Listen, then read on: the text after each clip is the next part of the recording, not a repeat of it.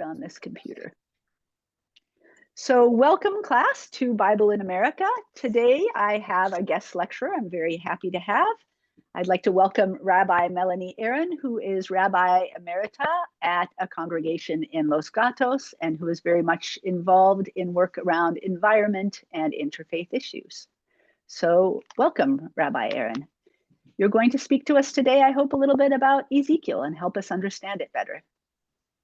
Okay, I'm glad to introduce the prophet Ezekiel.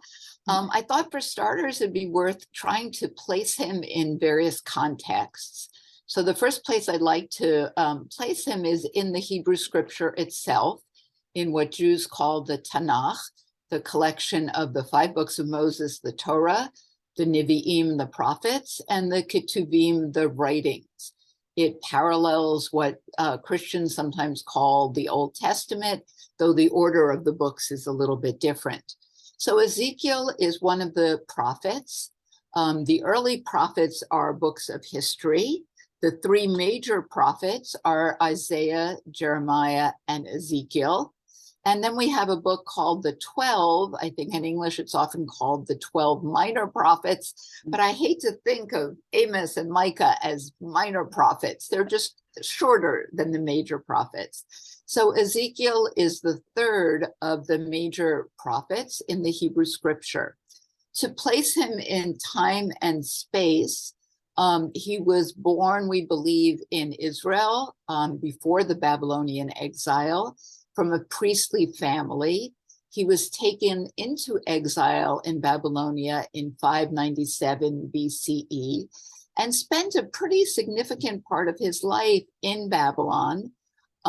We know this in part by the many Akkadian loanwords that we find in his prophecies.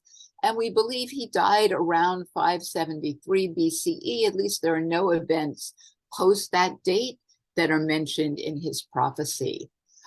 To place him stylistically among the Hebrew prophets tend to either be prophets of rebuke, tochacha, or prophets of comfort, nechemta. But the interesting thing about Ezekiel is that he's really both. The first part of the book of Ezekiel is strong rebuke, right? Oracles of judgment, first against the Hebrews and then against other peoples, primarily the Egyptians. But then we have what are often called the oracles of restoration that talk about the restoration of the people of Israel in the land and the rebuilding of the temple, the resumption of the animal sacrifices. So at some points in his career, he spoke harshly to the people. But then when they were in difficult straits and felt abandoned by God, he was able to speak to them in an encouraging way. You could ask, what is Ezekiel's significance in the Jewish community? Is he known among Jews? And one of the ways that the books of the prophets get known in the Jewish community is that after the scripture reading from the first 5 books of Moses at our weekly services and our holiday services, we also read something called the Haftarah. The meaning means to complete or to extend. And the portion from the prophets picks up some theme from the Torah portion, extends it, every now and then rebuttals it, but is tied in some way to the Torah portion.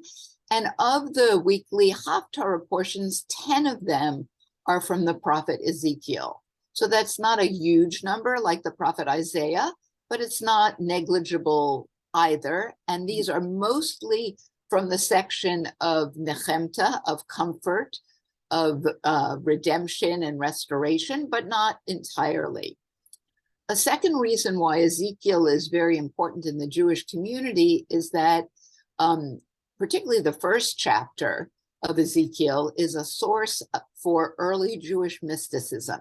That is, the chapter that describes the chariot, the Merkabah, becomes the source for Merkabah mysticism, but I'm not allowed to talk about it. You're only supposed to talk about that chapter with people who are over 40, who are sages, who are well grounded in their lives, lest the mysticism take them too far astray. But it is a very important source. For modern scholars, one thing that's very important about Ezekiel are the parallels between Ezekiel and some of the material in Leviticus, particularly Leviticus 26 with blessings and curses, so that modern Jews understand the Bible having been put together out of sources from a variety of groups and times in Jewish history. So this tie between Ezekiel and the material in Leviticus is very important for understanding the shaping of the Bible. What is the meaning for us today as Jews from the prophet Ezekiel? And I'll talk about two things. The first is because he was a prophet who lived in the diaspora, because he knew the culture of Babylon, because he participated in it. In some ways, it's a model for Judaism today, where half of the Jewish people live outside the land of Israel, and particularly in America, are very much a part of American culture. So we see how our knowledge of an outside culture enriches our understanding of our Judaism and even leads it into new developments. So that would be one importance of Ezekiel. The second, I'm going to relate to the best known chapter in Ezekiel, which is probably chapter 37, the vision of the dry bones and the bones coming back to life, which Jews read on Passover. Passover is the holiday of our redemption, and it's also a time when we think about future promises of redemption. This vision of dry bones coming back to life, I think, has a particular meaning for people of my generation or even a little older. Many of my teachers in Hebrew school had numbers tattooed on their arms. I saw photographs of the piles of bones, which were all that really remained from once flourishing Jewish communities in Europe, communities that had been there for 1,000 years, that had been really the center of Jewish cultural life up until the Holocaust.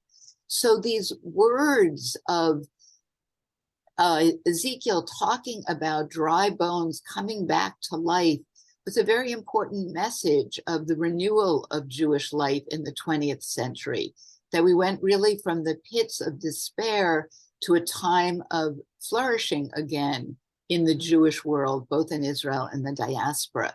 So those words of Ezekiel, "Oh mortal, can these bones live?" I think has a personal resonance for Jews who have lived through the events of the last 75 or 100 years, or at least know of them from people who lived through them. I hope that's helpful to the students. And I didn't know if you had any other questions. No, I mean, you've covered so much. It just opens up a lot of doors that I'm hoping my students are going to want to examine in more depth. That's wonderful. Thank you All right, so much. I really you're very appreciate welcome. it. All Thank you. right.